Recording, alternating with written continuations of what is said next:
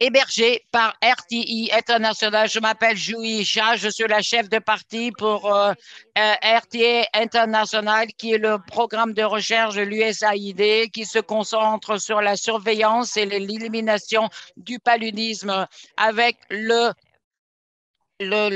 soutien avec le soutien de grandes organisations. Il s'agissait d'un institut de développement et de recherche. Nous avons des capacités très puissantes pour co-créer des solutions de partage et intelligent pour un monde plus résilient et plus équitable. Pour cadrer la discussion d'aujourd'hui, je voulais vous dire quelques mots au sujet du rapport, le dernier rapport au sujet du paludisme qui a été lancé par l'OMS le mois dernier. Le progrès de la communauté pour contrôler et éliminer le paludisme tout en reconnaissant les nouvelles lacunes et défis auxquels nous faisons face. Il y a eu 200, 247 millions de cas de paludisme au niveau global et il y avait un niveau de très grand, niveau de mortalité de milliards de cas et 11,7 millions de décès qui ont été évités. Ce que nous connaissons au sujet de la maladie du paludisme, comment ça se propage et comment nous pourrons y faire face. Euh, je crois que pouvez-vous revenir en arrière d'une diapositive? D'une diapo. Il y a eu beaucoup de progrès qui a été réalisé et nous avons évité des millions de décès pendant les 2 décennies précédentes. Nous avons augmenté nos capacités de surveillance de la maladie et avons amélioré nos contrôles et nous sommes assurés qu'il y a plus de patients qui ont accès à des traitements plus rapidement et plus de pays peuvent être libérés du paludisme et nous donnons toutes nos félicitations. Prochaine diapo, nous avons un nombre de menaces au progrès futur. Nous sommes en retard sur nos cibles programmatiques et nous voyons comment les parasites sont de plus en plus concentrés sur la transmission urbaine du paludisme, les urgences humanitaires et les désastres naturels, en dépit d'un grand financement mondial. Ceci nous amène à la discussion d'aujourd'hui et je suis heureuse d'accueillir nos magnifiques experts de différentes régions et de différents rôles et différents secteurs pour faire face à ces grands défis et comment nous allons pouvoir aller de l'avant ensemble. Veuillez bien vous joindre à nous pour accueillir chaleureusement le docteur Alioune Camara, qui est le gestionnaire du programme de contrôle du paludisme en Guinée nationale, aussi Eugène Eba, qui est le conseiller technique régional et Dr Sandra Incardona, qui est la chef de l'unité technique, Dr Prayut Soudatip, qui est le directeur député de la division des maladies, et Sarvesh Tevari, le gestionnaire du programme principal du DIMAGI. Vous pouvez voir leur biographie détaillée dans le chat.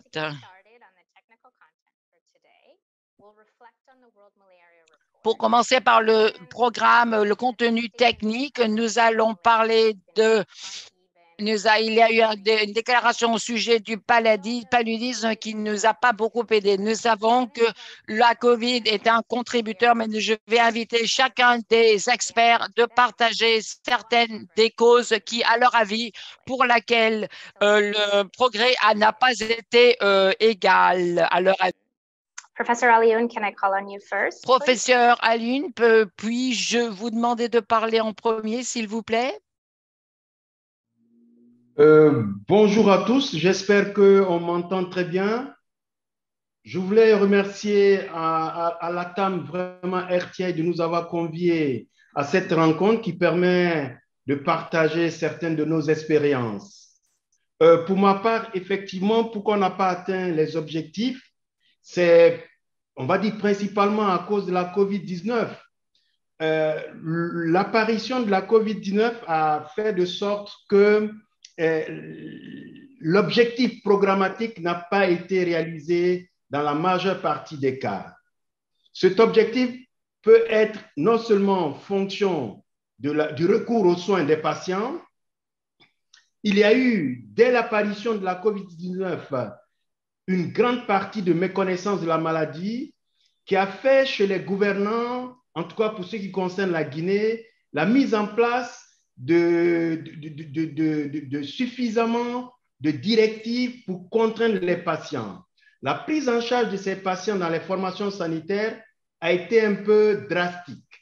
Donc, du coup, les patients, lorsqu'ils étaient fébriles, ils ont eu peur de se rendre dans les formations sanitaires puisque, vous savez bien, le paludisme et la COVID se partageaient ce symptôme qui était la fièvre. Et ces décisions ont amené, en tout cas pour ce qui concerne la Guinée, par moments des troubles sociaux où les populations se sont révoltées par rapport aux mesures qui ont été mises en place par les autorités au niveau administratif. Donc, par exemple, au niveau de Conakry, Conakry, c'est la capitale de la République de Guinée, les contraintes étaient qu'on fermait, on va dire à partir d'une certaine heure, l'accès à cette ville. Donc, tout ce qui concerne les activités commerciales de nutrition était relativement bloqué. Donc, à un moment donné, les populations se sont révoltées. Et ce qui a fait, en fait, aussi un autre problème, il y a eu des centres de dépistage qui ont été mis à l'entrée des formations sanitaires. Ces activités-là ont freint l'accès aux formations sanitaires. Et ça, c'est vraiment des choses qui ont eu un gros impact. À côté de ça, il y a tout ce qui concerne la commande des intrants qui ont été un peu limités au niveau international. Et en Guinée, au-delà de ça, on a eu aussi une période électorale. Les périodes électorales en Afrique sont très souvent assez, on va dire, rudes et c'est des troubles sociaux qui sont en place. Et ça a contribué fortement à limiter tous l'accès aux formations sanitaires. L'autre limite, ça a été aussi la mobilisation des ressources au niveau local. Toutes les ressources viennent de l'extérieur. Donc, lorsqu'il y a un trouble au niveau international de ce genre, le pays n'a pas le moyen de s'adapter rapidement. Il a fallu attendre la réactivité des partenaires au niveau étranger pour pouvoir s'adapter mieux à la nouvelle situation. Les autres raisons qui ont contribué à ça au niveau mondial, c'est vraiment les migrations des populations, entre autres, les catastrophes naturelles qui sont apparues un peu partout, les guerres en l'occurrence, la résistance aussi qui commence à accroître au niveau des CTA. On voit apparaître dans certaines régions beaucoup de résistance aux antipaludiens. Et ça, c'est vraiment un autre problème qui a dû contribuer à ça.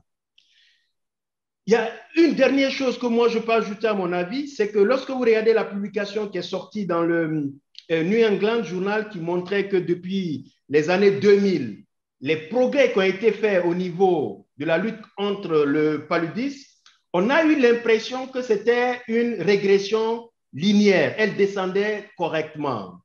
Or, ce n'est pas toujours le cas. Plus vous décroissez votre incidence, vous avez besoin de beaucoup plus de ressources. Et très souvent, ces ressources-là ne viennent pas immédiatement. On a tendance à croire qu'il faut, la prévalence baisse, il faut baisser les ressources qu'il faut. Or, c'est le contraire. Et à côté de ça, il faut savoir que on est contraint à d'autres exigences au niveau du pays, au niveau de chaque continent, et il y a les épidémies qui commencent à apparaître. Je donne juste l'exemple. En Guinée, entre 2016 et 2022, on a reconnu 3 épidémies. Une, Ebola, qui est revenue en Guinée, la fièvre Lassa, qui est revenue en Guinée, et les fièvres jaunes Marbourg.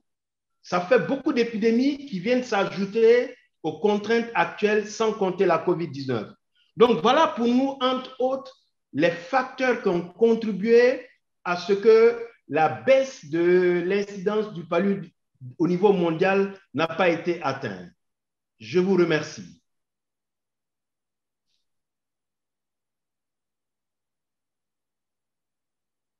Thank you, Professor Alioune. Can I ask Dr. Preyu to follow up? Merci beaucoup, cher docteur. Est-ce que je demande au docteur Palu de faire le suivi de son expérience du point de vue de la Thaïlande? Oui, bien sûr. En Thaïlande,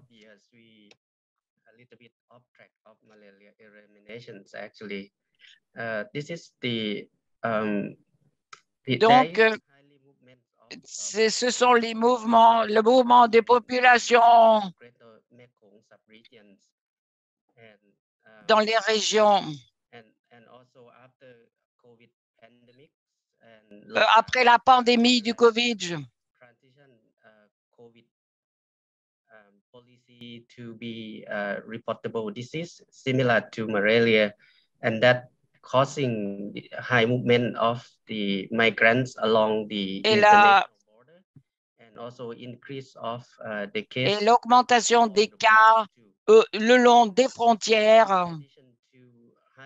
De plus, en plus d'un grand mouvement des populations et des pays politiques avoisinants, il y a eu des mouvements illégaux d'autres pays,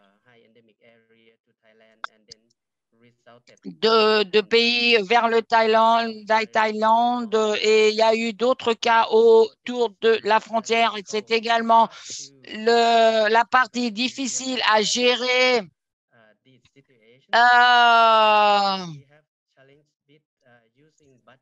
Il y a eu des défis à ce niveau et c'est pour se concentrer.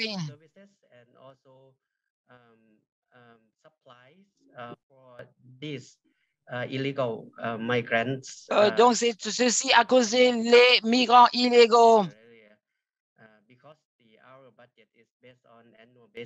Donc, ceci est basé sur une base annuelle. Je crois qu'à l'avenir, pour résoudre ce problème, il nous faudra avoir des plans de contingence pour accommoder ceci et pour s'attendre à un mouvement et empêcher le mouvement de migrants illégaux en provenance d'autres pays et pour empêcher l'augmentation du paludisme en Thaïlande. C'est quelque chose de très difficile pour la Thaïlande. Voilà, j'ai fini. Oui, un grand défi, tout à fait. Pouvons-nous aller à la Côte d'Ivoire pour savoir pourquoi est-ce que les progrès sont entravés au sujet du paludisme? Ok, merci. Bonjour à tout le monde et merci d'avoir sollicité l'appui de la Côte d'Ivoire à ce panel. Ce qu'il faut dire, mes prédécesseurs ont parlé de plusieurs facteurs qui ont vraiment entravé, qui sont à l'origine des inégalités dans le progrès enregistré dans la lutte contre le paludisme dans le monde. Pour ma part, hormis ce que mes prédécesseurs viennent de dire, je pense déjà à l'engagement et l'appropriation de la communauté dans la mise en œuvre des interventions de santé. On le sait tous que le paludisme est un problème de santé publique et qui naît dans les communautés. S'il n'y a pas un réel engagement des communautés à pouvoir appliquer les mesures préventives, toutes ces stratégies que nous allons développer peuvent vraiment impacter négativement dans les progrès que nous allons réaliser au niveau international, au niveau mondial. À ce facteur d'engagement et d'appropriation de la communauté, il faut aussi ajouter l'équité dans l'accès aux interventions de la santé communautaire. Il ne faudrait pas oublier qu'il y a beaucoup d'inégalités sur la planète et il y a beaucoup de communautés qui sont très défavorisées. Et donc, ces communautés, s'il n'y a pas réellement des interventions vraiment adaptées au profit de ces communautés pour pouvoir atteindre ces couches de population, nécessairement, ça va agir sur les progrès dans les différentes interventions que nous avons. À cela, il faut aussi ajouter aussi l'allocation des ressources disponibles au regard des priorités. Si l'allocation des ressources ne va pas en ligne de compte vis-à-vis des priorités de chaque pays, ça va impacter négativement sur les progrès au niveau de la lutte contre le paludisme au travers du monde. Euh, Enfin, je peux ajouter aussi certains facteurs exogènes, notamment la montée du djihadisme, le réchauffement climatique, qui impactent aussi négativement les inégalités dans les progrès enregistrés dans la lutte contre le paludisme. Voilà ce que je peux ajouter à la suite de mes prédécesseurs. Je vous remercie.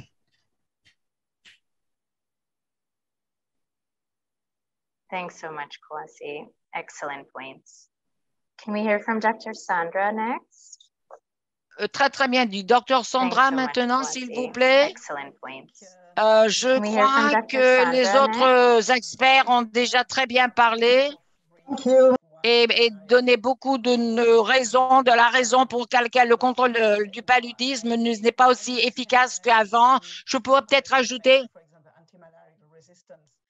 le premier expert a parlé de la résistance au paludisme et ceci endommage le contrôle et la distribution de moustiquaires et parmi les foyers. Un autre aspect que je voulais également mentionner, c'est que je crois qu'il y a un manque de suffisance de changement de comportement parmi les communicateurs. Une femme enceinte ne va pas aller aux soins prénataux ou n'y va très tard dans la grossesse. Donc, ils ont manqué les opportunités d'avoir accès à des traitements préventifs et les distributions d'articles et les soins dans les centres de soins publics ne sont offerts que lorsque la maladie est déjà sévère ou bien, par exemple, il y a aussi un manque de qualité de service dans les cliniques privées. Donc, il faut avoir un changement de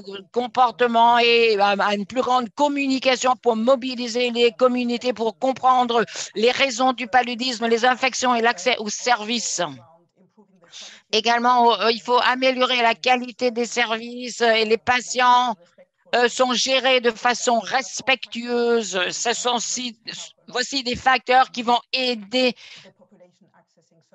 à la population à avoir accès à des soins et pour réduire les risques de transmission. Un autre aspect est également que les interventions liées au paludisme ne sont pas toujours adaptées aux situations locales.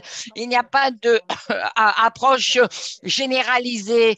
Il y a des choses qui marcheront quelque part qui ne marcheront pas ailleurs.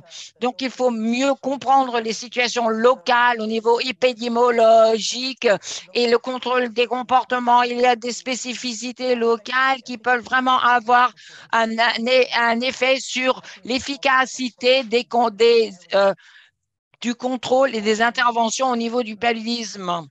Peut-être également, il faut souligner ce que les autres panels ont dit au sujet des situations de conflit.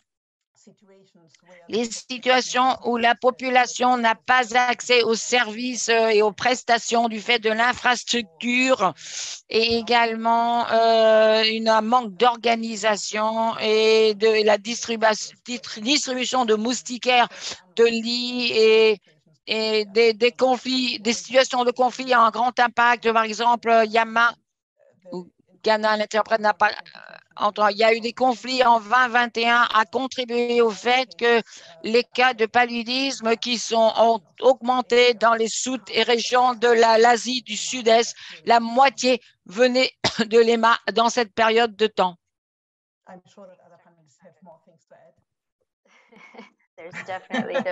Je suis sûr que les autres experts ont d'autres choses à ajouter. Je suis sûr qu'il y a d'autres défis à ajouter. Je vais donner un petit moment pour d'autres personnes. Sarvesh, si vous voulez ajouter à cette liste. Merci, Joey. La plupart des défis qui sont ressortis pour moi et qui m'ont paru importants, c'est de parler de l'impact sur le traitement et l'adaptation au programme. Deux choses que je voudrais ajouter, que j'ai vu dans mon expérience et qui a toujours été un défi. Premièrement, il y a beaucoup d'inefficacité au niveau des campagnes, de leur planification, diverses campagnes de défi. Donc, ceci, c'est quelque chose qu'il nous faut gérer et il faut améliorer et diagnostics précis et fidèles à la vérité sont encore un défi. Donc, l'autre chose que je voulais mentionner, sur laquelle je voulais élaborer, mais brièvement, certaines de ces choses sont importantes. Merci, Sarvesh. Et aussi, ce que vous avez dit en premier est lié à l'autre docteur au niveau des défis de financement et au niveau opérationnel des choses. Il n'y a pas de manque de défis, mais nous sommes ici pour nous concentrer sur comment nous en tirer et comment nous pouvons commencer à faire face et à prendre en main ce genre de défis. Et pour à réaliser nos cibles mondiales. Et je vais poser des questions sur comment parler des succès dont on est très conscient. Nous savons que j'aimerais en savoir sur l'élimination du paludisme en Thaïlande et quels sont les derniers efforts de derniers kilomètres qu'est-ce qu'il faut que le pays doit faire différent pour pouvoir réaliser ce but d'élimination complète du paludisme dont il s'approche tellement. Merci beaucoup. Nous pensons aux solutions. Ce que je peux répondre et en Thaïlande, actuellement, il nous faut, premièrement, nous allons continuer à nous fier aux interventions à succès que nous avons utilisées pour réduire le nombre de cas il y a 4 ou 5 ans, y compris les stratégies de surveillance et aussi la surveillance d'efficacité. Beaucoup de stratégies de surveillance dans tous les cas ont été signalés en un jour, on a mené une enquête à leur sujet et on a identifié des solutions dans les 3 jours et 40 réponses et réactions en 7 jours. Nous avons également continué à mettre en œuvre des surveillances d'efficacité intégrées pour surveiller le traitement radical des patients et aussi pour s'assurer que les patients obtiennent une bonne cure, ce sont les stratégies qui ont été utilisées pendant les 5 années précédentes avec un bon contrôle du paludisme dans les zones du milieu qui ont découlé en une réduction des cas et également les forces actives en Thaïlande pour éliminer le paludisme au dernier kilomètre sera difficile. Il nous faudra nous servir d'interventions plus agressives pour éliminer le paludisme. Et actuellement, nous avons de nouveaux outils qui seront informateurs du programme de paludisme pour éliminer le paludisme. Et actuellement, nous avons une étude de faisabilité sur l'utilisation de matériaux de protection qui c'est un grand défi au niveau du pays parce que actuellement 99% du paludisme malaria nous travaillons avec l'RTI pour mettre en place et optimiser des efforts au niveau communautaire pour avoir une surveillance active de façon efficace et nous essayons d'avoir de nouvelles interventions et collaborations avec les pays avoisinants pour avoir des efforts qui vont en-delà des frontières parce que la plupart des cas de paludisme émanent d'autres pays. Donc, il faudra pouvoir gérer la situation en Thaïlande. Donc, le concept de la surveillance au-delà des frontières est critique. Donc, il faut travailler avec les partenaires et les agences internationales pour avoir une couverture compréhensive. Mais pour convaincre les autorités de haut niveau à ce sujet, c'est quelque chose de difficile pour nous parce que certaines interventions sont très agressives. Donc, si nous sommes en retard sur les nouveaux outils, nous allons nous concentrer sur nos systèmes de surveillance qui sont déjà en place, que nous avons mis en place il y a quelques années, qui ont eu beaucoup de succès pour créer des stratégies de surveillance et des efficacités intégrées pour éliminer le paludisme complètement en malaria, en Thaïlande, pardon. Merci.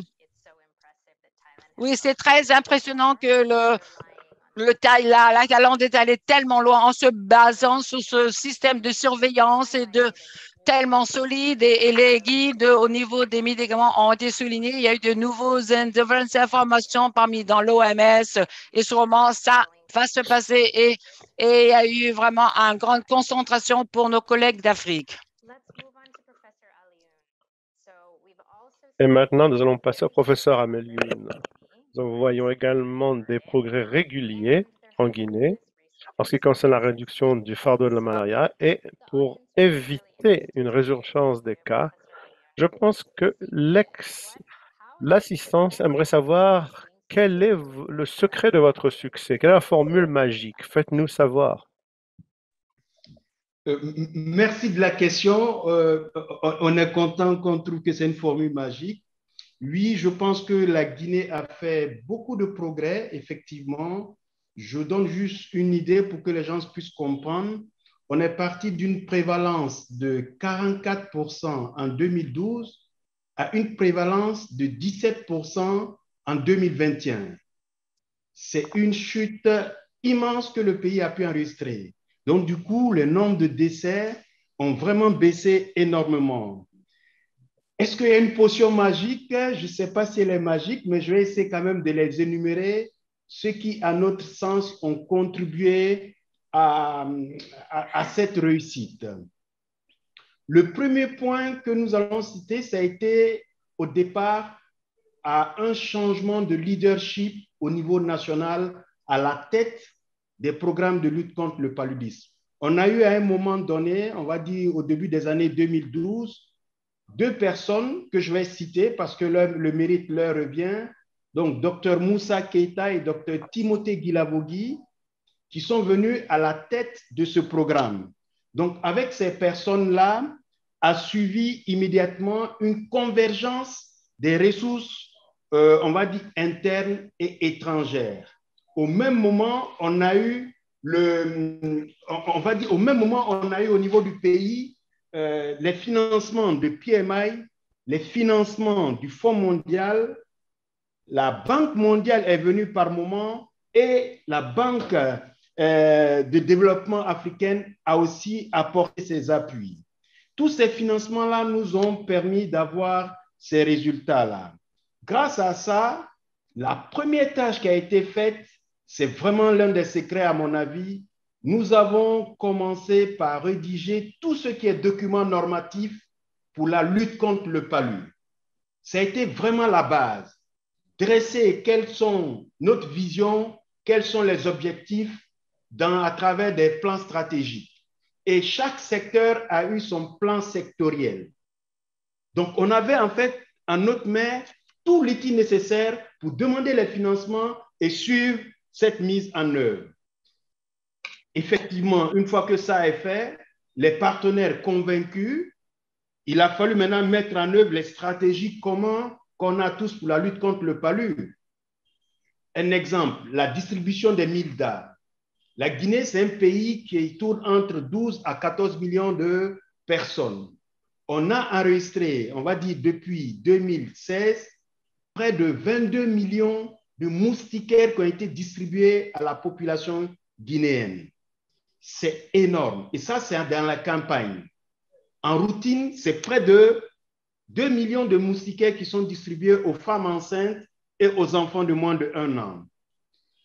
Aujourd'hui, à ce jour, toutes les formations sanitaires publiques disposent d'intrants pour dépister le palu, donc les TDR, ou dans les hôpitaux pour utiliser la goutte épaisse pour le diagnostic du palu.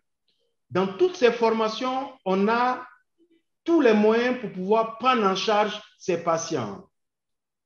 Et ce qui a permis à ça, c'est que les différents partenaires qui paient les intrants, on a mis au niveau de la Guinée ce qu'on appelait une cagnotte commune.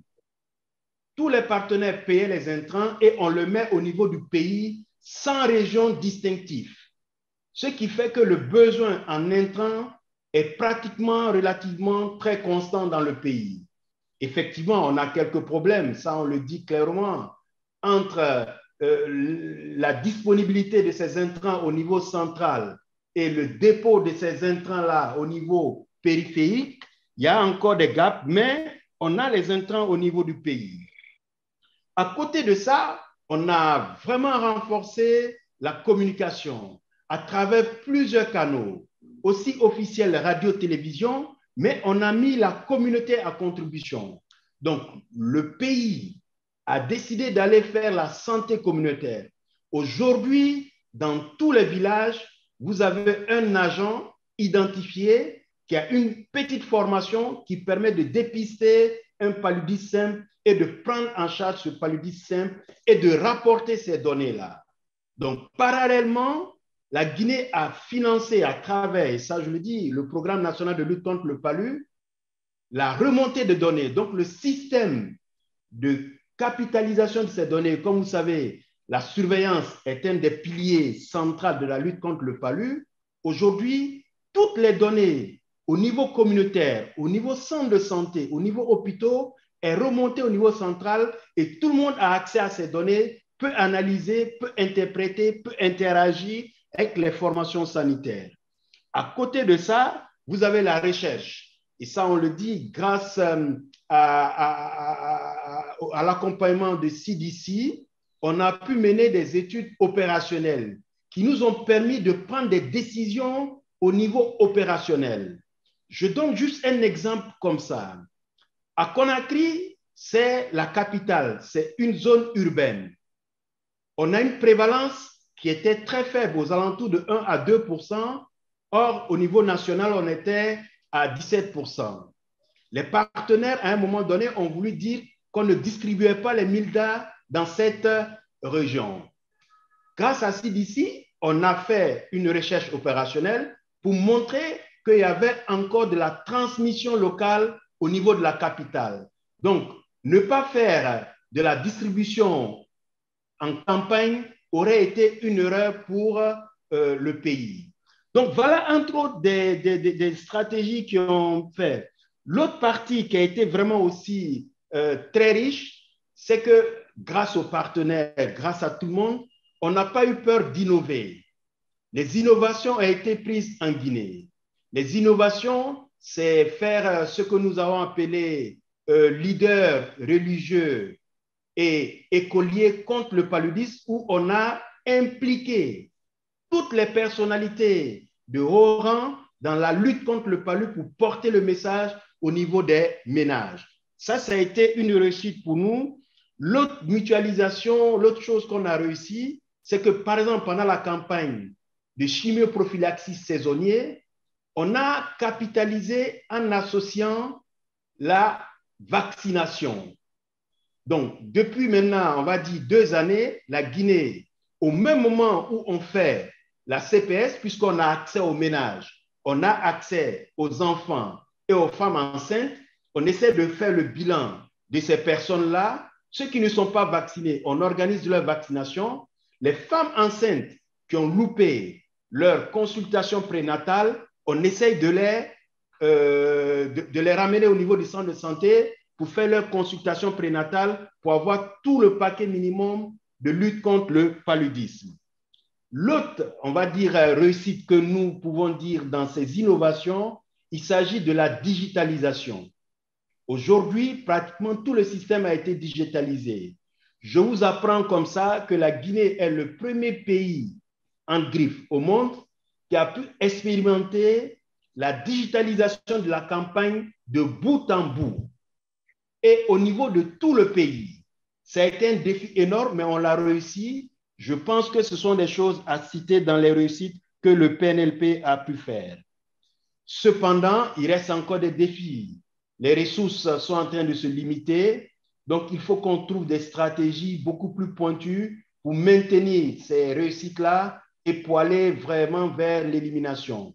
Entre autres, il faut qu'on arrive à avoir des stratégies beaucoup plus stratifiées, que nous ne fassions pas les mêmes stratégies partout, que nous puissions sélectionner selon le profil de chaque région quelles sont les stratégies à mettre en œuvre effectivement pour ces zones-là, pour qu'on puisse avoir beaucoup plus d'impact. L'autre point qu'il faut faire, il y a des ressources au niveau local. Il faut que nous arrivions à mobiliser ces ressources-là pour compenser les gaps qui vont arriver sur le financement extérieur. Ce n'est qu'avec ces deux astuces-là, à mon avis, que nous aurons la possibilité d'arriver au bout du paludisme en Guinée. En tout cas, pour l'instant, on y met du sien et nous espérons que nous allons poursuivre la lutte pour arriver à bout de cette maladie. Voilà un peu pour la vie de la Guinée. Je vous remercie. Wonderful. Thank you, Alioune, for that comprehensive overview. Merci pour cet aperçu complet. J'espère que l'assistance comprend la raison pour laquelle nous avons tellement de défis à relever. Il y a tellement de succès également qu'on devrait mentionner. Et j'aime beaucoup les commentaires d'Alioune qui a dit que les gouvernants étaient engagés, comment les stratégies ont été informées. Il y a certaines interventions qui ont été mises en place. Et donc, félicitations à tout le monde en Guinée pour vos succès. Et nous vous présentons de meilleurs vœux pour l'avenir en vue de l'éradication. Passons maintenant à la Côte d'Ivoire, qui est un pays hautement endémique pour le paludisme. L'une des stratégies principales a été le lancement de ICCM, qui requiert beaucoup de coordination au niveau de divers programmes et départements du ministère de la Santé. Donc, pourriez-vous nous dire comment on peut comprendre les défis à relever et les succès en ce qui concerne la coordination et la collaboration dans ces départements et programmes, et comment ça s'intègre dans le cadre de la politique pour aider l'ICCM? À vous, Kwasi. Merci encore à tous. En effet, la Côte d'Ivoire a adopté le déploiement de la stratégie ICCM, qui est vraiment une gestion communautaire intégrée des cas.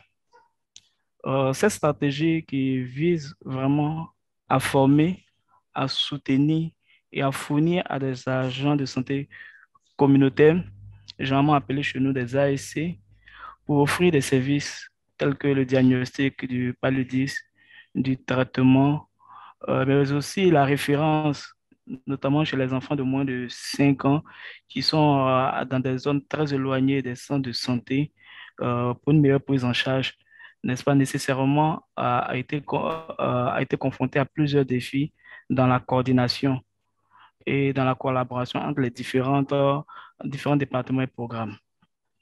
Au rang des défis, je veux dire, dans dans le déploiement de l'ICCM, il faut vraiment citer l'implication vraiment effective du ministère de la Santé au travers de ces démembrements, partant déjà du Programme national de lutte contre le paludisme, ainsi que la direction de la santé communautaire. Donc, la forte implication de la santé communautaire et la mise en place de tout ce qui est documents normatifs, notamment le plan stratégique, ont vraiment aidé à vraiment aider tous les acteurs à s'asseoir autour d'une même table pour pouvoir mieux échanger pour orienter les priorités. Et donc, Euh, Au niveau de l'SCCM, ce qu'il faut noter, c'est vraiment la mise en place d'un cadre vraiment permanent de concertation des interventions communautaires. Et ce cas de concertation inclut notamment, comme je le disais, la direction de la santé communautaire, le programme national de lutte contre le paludisme, la direction de l'information, de l'informatique, et de l'information sanitaire et tous les partenaires au développement. Et donc, euh, la synergie d'intervention a contribué à l'élaboration euh, d'un paquet minimum d'activités et le développement des curricula de formation très adaptés aux agents de santé communautaire, surtout que ces agents de santé communautaire, dans bien de cas, n'ont pas un niveau intellectuel très élevé. Et donc, la définition de ce de curricula de formation pour ces ASC, le statut même des ASC également sont des questions qui ont été discutées dans ce cadre permanent de concertation pour mieux harmoniser les interventions, pour mieux adresser ces interventions.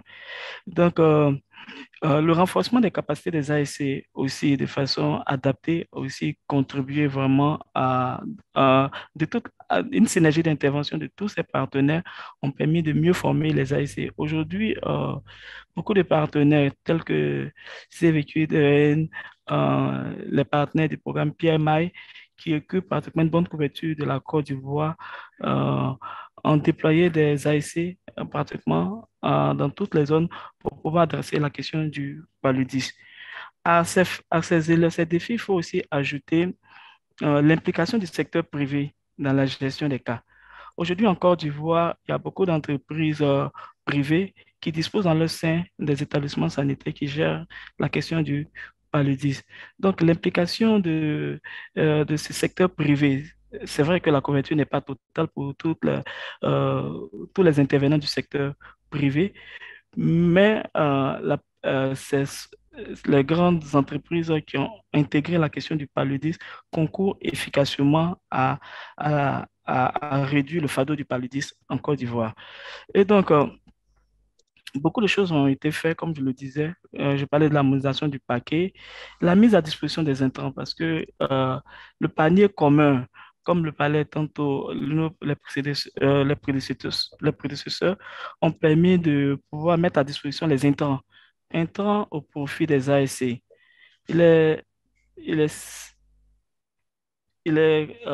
c'est vrai dans la stratégie ICCM, les interventions du PALU se distinguent par rapport aux infections comme les IRA et la pneumonie ainsi que les diarrhées.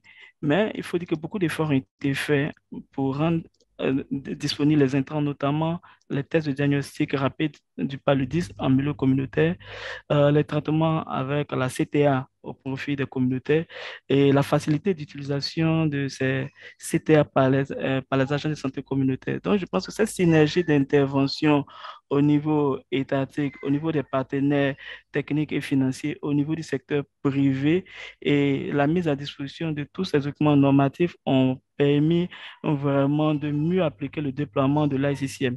Cependant, l'ICCM, la couverture n'est pas totale. Il y a encore certaines zones qui ne bénéficient pas de ces interventions. Donc, il faut penser à, à accroître, qu'on appelle ça, le nombre d'AIC et dans la mobilisation des ressources aussi qui restent encore à être mobilisées pour avoir un certain nombre d'AIC, surtout dans les zones très reculées, pour pouvoir mieux implémenter la stratégie ICCM. Et aussi, les intrants liés notamment à la diarrhée et aux IRA également, il faut mobiliser des ressources pour pouvoir rendre disponibles ces intrants. Euh, l'autre L'autre défi qui reste aussi à être aussi, c'est l'équité dans l'accès aux interventions de santé communautaire. Et parce qu'il y a des zones vraiment qui sont très défavorisées et qui sont difficiles d'accès. Et donc, si la stratégie ne va pas jusqu'à ce type de population, c'est vraiment difficile de pouvoir mieux implémenter la stratégie SCCM. Et l'autre chose également, euh, c'est l'appropriation de tous les partenaires. C'est parce qu'il faut beaucoup de réunions de coordination, harmoniser les points de vue. Au niveau district, il faut vraiment cette autonomisation au niveau district à pouvoir mettre en œuvre les activités pour un meilleur rendu de la stratégie SCCM. Donc, voilà un peu ce que la Côte d'Ivoire voulait partager un peu sur l'implémentation de l'SCCM vraiment dans la lutte contre le paludisme en Côte d'Ivoire. Je vous remercie. Thanks, Kwasi. That sounds like a fabulous example of bringing together so many different actors in a way that's Merci, Kwasi. C'est un excellent exemple de la façon d'avoir une concertation avec les divers acteurs pour pouvoir lutter ensemble contre le paludisme et d'autres maladies également. Merci d'avoir partagé votre expérience. Maintenant, passons du niveau du pays au niveau mondial. Sandra.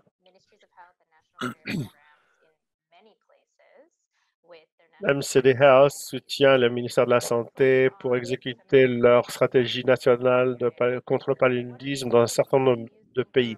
Quelles sont les choses qui, d'après vous, sont les plus importantes pour les pays et les parties prenantes et sur lesquelles ils doivent mettre l'accent pour continuer à faire des progrès dans la lutte contre la malaria?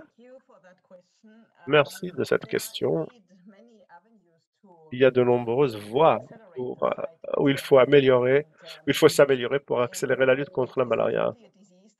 C'est une maladie à laquelle il faut s'attaquer de plusieurs façons différentes. Cela requiert beaucoup d'efforts, une bonne coordination et bien entendu une bonne dose de financement. À la suite de notre travail dans tellement de pays pour soutenir les ministères de la Santé et les programmes nationaux de lutte contre la malaria, vous voyez des éléments critiques qui, il me semble, sont très importants. L'un de ces éléments est les ressources humaines. Cela va au directeur de programme, aux agents de santé communautaires. Ils doivent tous avoir des capacités techniques, mais ils doivent également être motivés. Ils doivent croire dans leur travail et il doit y avoir un certain niveau de responsabilité à ce niveau.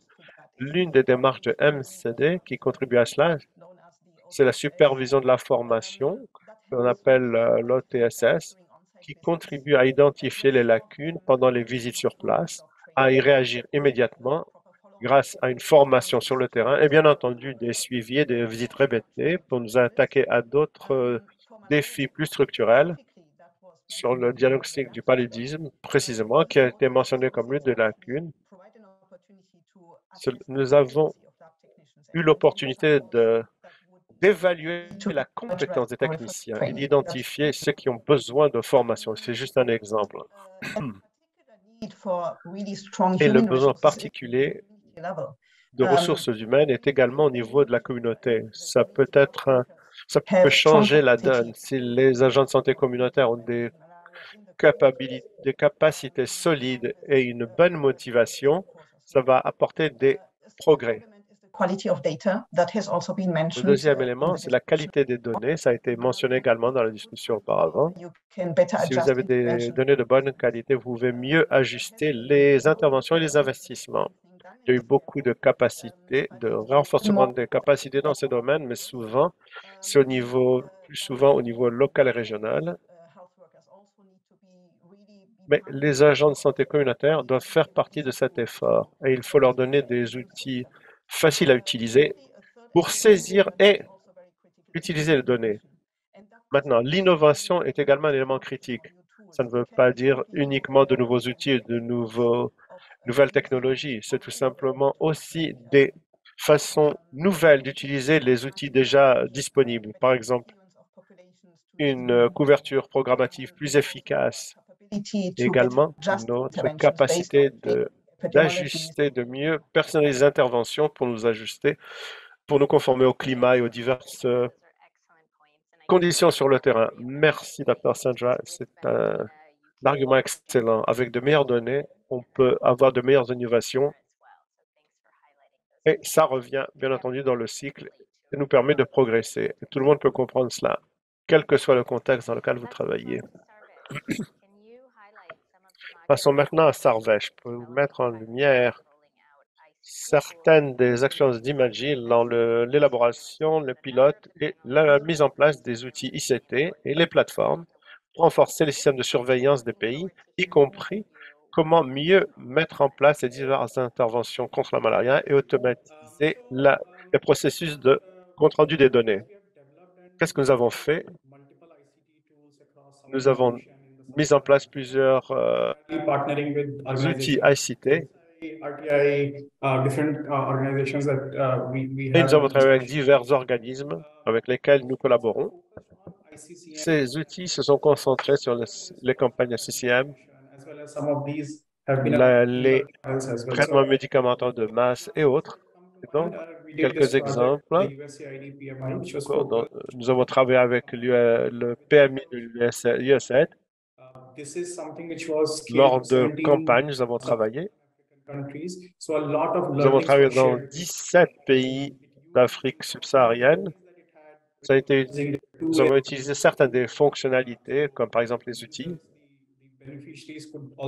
et ça nous a apporté des bénéfices. Les alertes, la gestion la prise en charge des cas, le compte rendu. Et le troisième élément été le projet au Mozambique qu'on appelait la mise à l'échelle. Nous avons travaillé avec le ministère de la Santé et cette application a aidé le ministère de la Santé à offrir des prises en charge intégrées. Et ça nous a permis d'apporter un soutien au diagnostic et à la prise de décision. Ça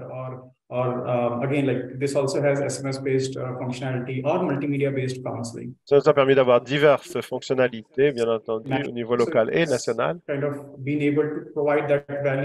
nous a permis d'offrir des avantages supplémentaires au niveau national et nous avons également déployé un outil pour la campagne d'administration en partenariat avec le CDC, le diagnostic électronique, encore une fois, pour avoir de meilleurs diagnostics en partenariat avec des organisations. Au Burkina Faso, par exemple, nous avons déployé Geta en tant qu'outil de diagnostic, encore une fois. Ça a été mis en place dans 86 centres de santé au Burkina Faso. Nous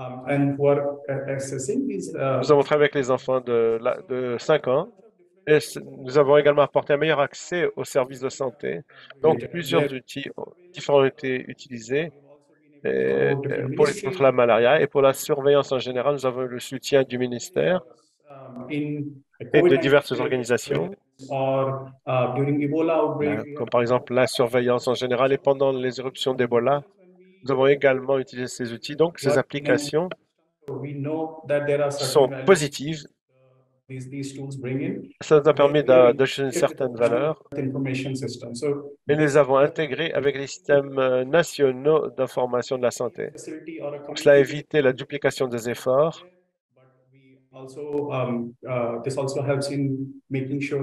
Cela nous a aidé également à nous assurer que les rapports sont bien faits. Ça nous a permis d'apporter également des éléments d'efficacité dans les campagnes et et l'exécution. Ça nous a permis de renforcer les systèmes de santé. Ce sont quelques exemples.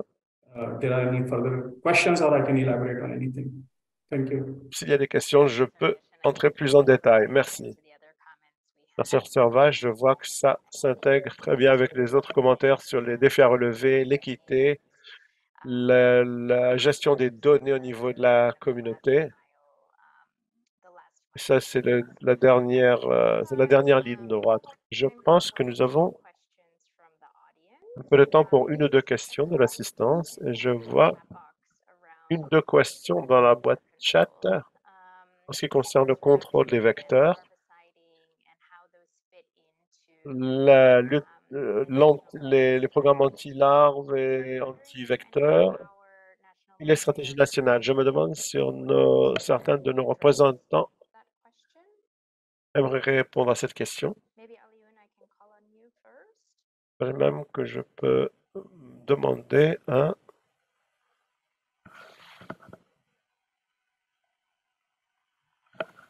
Désolé, je n'ai pas entendu le nom. Alioune, je présume que c'est Alioune, de Guinée. Oui, à propos de l'étude sur l'impact de Covid, oui, il y a eu des études qui ont été menées. J'avoue, ce n'est pas aussi homogène au niveau de tout le pays. Les zones qui ont connu le plus grand nombre de Covid, en l'occurrence Conakry et les préfectures limitrophes, ont été les plus impactées. Les autres zones n'ont pratiquement pas eu d'impact. Donc, l'impact de la COVID qui a été mesuré à travers les études, c'était beaucoup plus pertinent au niveau de la capitale où on a enregistré près de 80 à 90% des cas de COVID. Voilà ce que je peux répondre à cette question sur est-ce qu'il y a eu des études qui ont été faites là-dessus. Merci. Thank you, Alioune. Kawasi, did you want to also contribute to that question?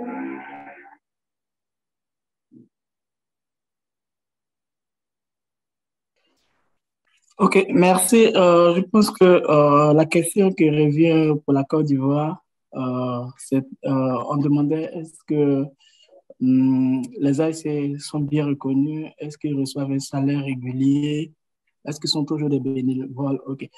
Sur la question, il faut dire, comme je le disais tantôt, les interventions ne sont pas uniformes sur toute la Côte d'Ivoire et selon les partenaires qui font, qui implémentent et qui appuient l'implémentation de la stratégie ICCM. Donc, c'est vrai que certains AIC qui ont le statut AIC bénéficient pas vraiment des salaires en tant que tels. Ils ont de petites contributions qui leur sont octroyées souvent par la direction de la santé communautaire. Pas pour tous d'ailleurs, c'est pas tous les AIC d'ailleurs, c'est une petite contribution qui est liée à la mise en œuvre des activités. C'est vraiment pas un salaire. Donc, soit c'est pour les activités de supervision, les transports, quelques monuments comme ça qui sont donnés à certains AIC, pas tous, je le dis.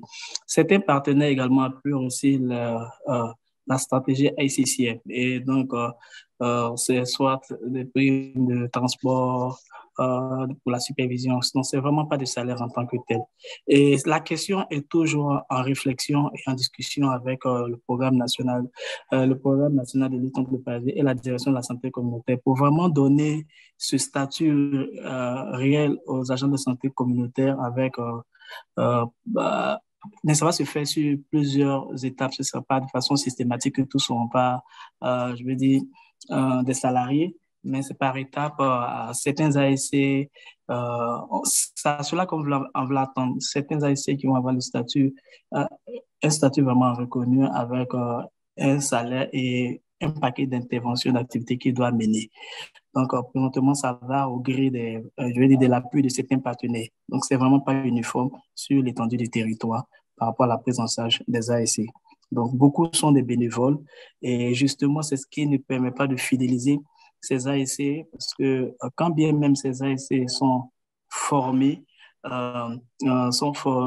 et s'ils trouvent mieux ailleurs, bon, ils délaissent au profit d'autres choses. Donc, c'est un peu quelques difficultés que nous rencontrons dans l'implémentation de la stratégie ICCM. Mais c'est ces questions qui sont en discussion pour pouvoir donner un véritable statut aux ASC avec une certaine rémunération pour mener les interventions.